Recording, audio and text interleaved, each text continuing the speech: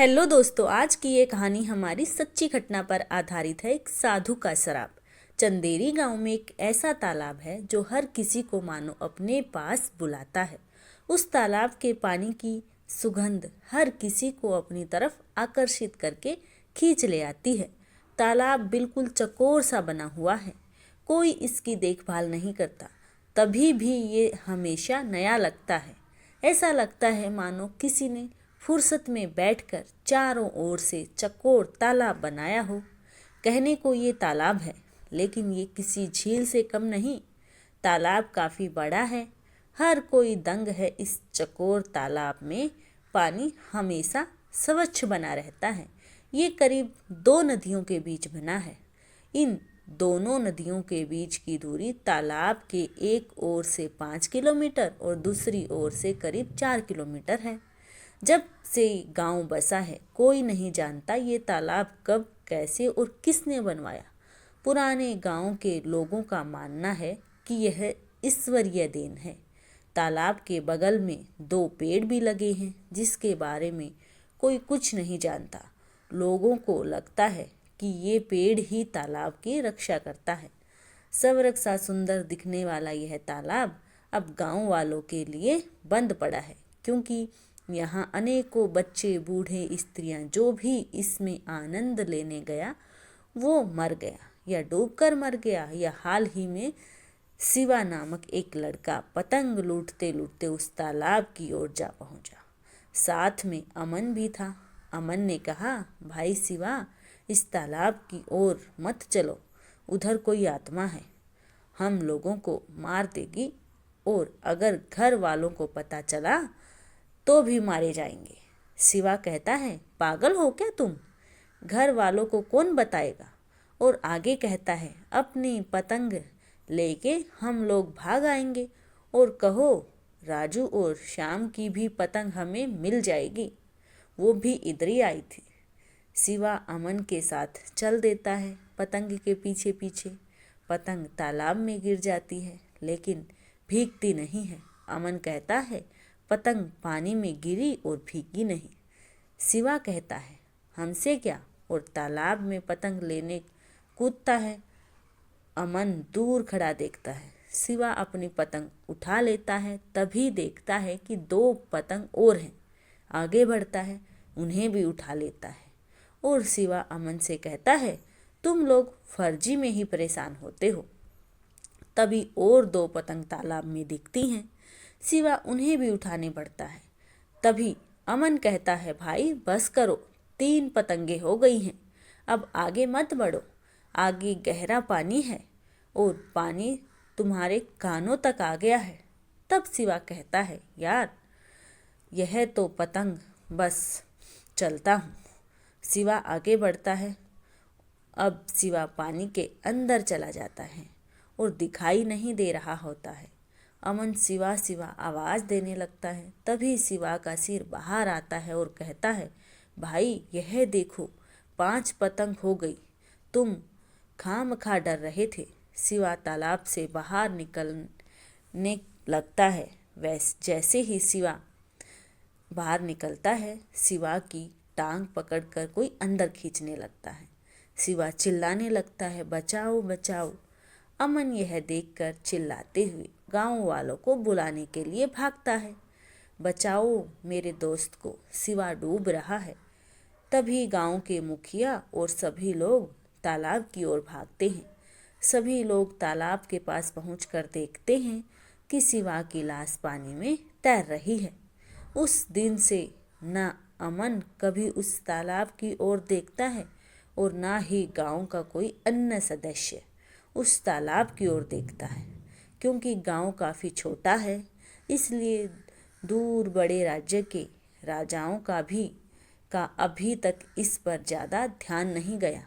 साथ ही आसपास के कबीलों एवं गांव में भी मुखिया हैं, और इस गांव में काफ़ी वर्षों से मुखिया रामचंद्र जी व उनके पूर्वजों का आधिपत्य ही रहा है।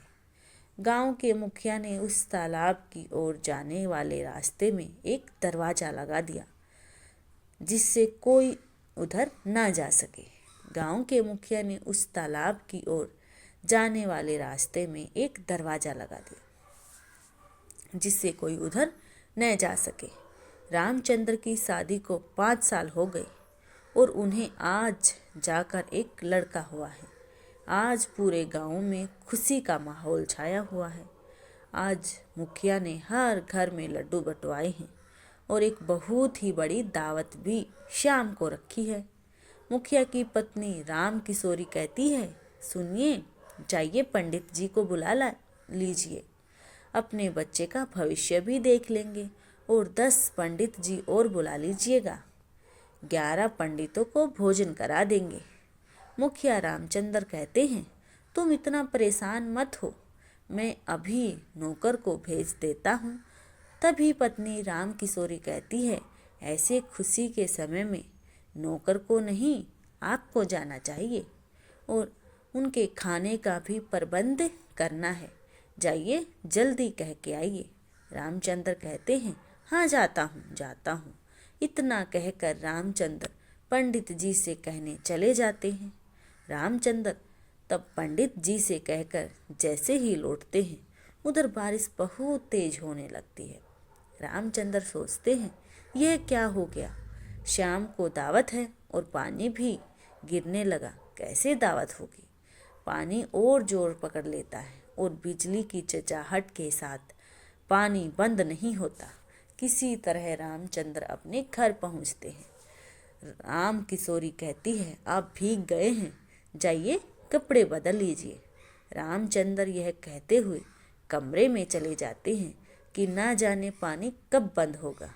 पत्नी राम किशोरी कहती है, आप परेशान ना हो, पानी बंद हो जाएगा। आज हमारे घर में खुशी का समय है, इसलिए बारिश तो होगी ही। कुछ समय बाद पानी धीमा हो जाता है और 11 पंडित रामचंद्र के घर आ जाते हैं।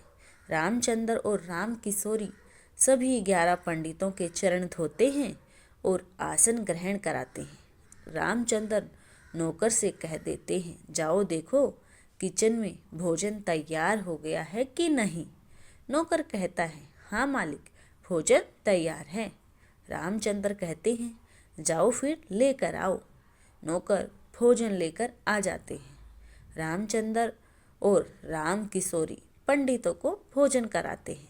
सभी पंडितों का भोजन हो जाने के बाद राम किशोरी अपने बेटे को लेकर पंडितों की सभा में लेकर आती है और कहती है, पंडित जी, आप मेरे बच्चे का भविष्य देखकर बताओ कि उसका आने वाला कल कैसा होगा, और ये भी बताइए कि हम अपने बेटे का नाम क्या रखें।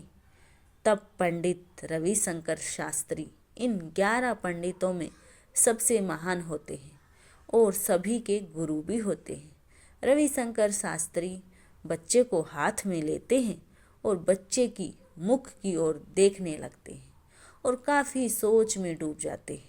राम किशोरी कहती है, क्या हुआ पंडित जी, आप कुछ बोले क्यों नहीं?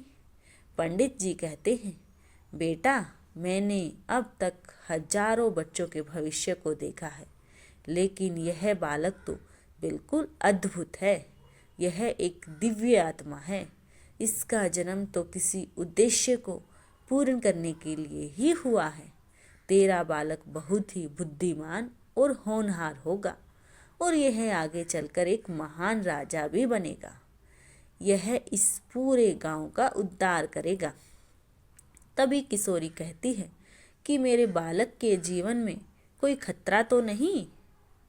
पंडित जी कहते हैं, हर व्यक्ति के जीवन में खतरा आता है और चला भी जाता है, और रही तुम्हारे बेटे की बात, तो इसे ईश्वर स्वयं बचाएगा, इसका कोई कुछ नहीं कर सकता। और अब तुम्हारे कोई बालक भी नहीं होगा, यही तुम्हारा पहला और अंतिम बालक होगा, और नक्षत्रों को देखते हुए तुम्हारे बालक का नाम सेवीर होगा। रामचंद्र और राम किशोरी अपने बच्चे का भविष्य जानकर काफ़ी खुश हो जाते हैं और धूमधाम से शाम की दावत भी करते हैं। सेवरी धीरे धीरे बड़ा होने लगता है और माँ से कई तरह के प्रश्न भी करने लगा है। एक दिन सेवरी माँ से पूछता है कि माँ, मेरी जांघ पर यह सिंहासन कैसे बना हुआ है। तब माँ कहती है, देख बेटा, माँ यह कब बना, पहले तो नहीं था। हाँ माँ, कल तक तो नहीं था। मैं आज सुबह नहाने के लिए गया, तब मैंने देखा कि ये सिंहासन मेरे जांघ पर बना है। और माँ, मैंने कल सपने में देखा कि एक परी मुझे अपने पास बुला रही है और वह कह रही है, कितने साल हो गए, तुम अभी तक कहाँ थे। राम किशोरी बड़ी व्याकुल हो जाती है और राम किशोरी अपने बेटे को लेकर पंडित जी के यहाँ जाती है।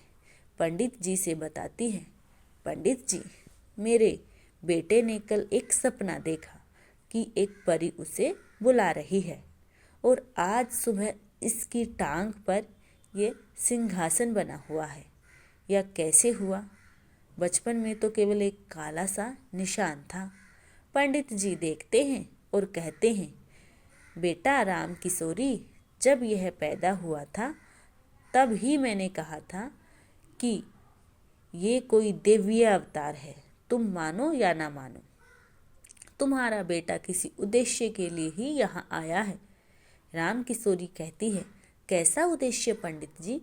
पंडित जी कहते हैं, विधि के विधान को कोई नहीं बदल सकता और ईश्वर की लिखी हर बात को कोई नहीं जान सकता। इसलिए तुम घर जाओ और समय का इंतजार करो, क्योंकि इसके आगे का तुम्हें जानने का अभी समय नहीं आया है।